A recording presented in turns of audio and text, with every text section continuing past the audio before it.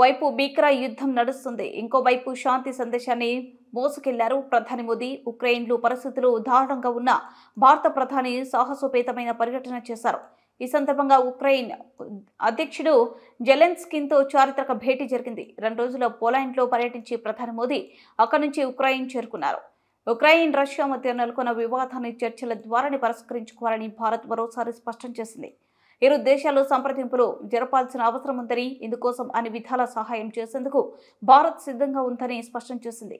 సాధ్యమైనంత త్వరగా శాంతి నెలకొల్పేందుకు అన్ని విధాలుగా సహకరించేందుకు భారత్ సిద్ధంగా ఉందని అధ్యక్షుడు జెలెన్స్కీ మోదీ స్పష్టం చేశారు. రష్యా అధ్యక్షుడు పుతిన్తో జూలై మోదీ జరిపిన చర్చల వివరాలను జెలెన్స్కీకి వివరించారు. జెలెన్స్కీతో భేటీలో ఇరు దేశాల మధ్య 4 ఒప్పందాలు కుదిరినట్లు భారత ప్రభుత్వం ప్రకటించింది.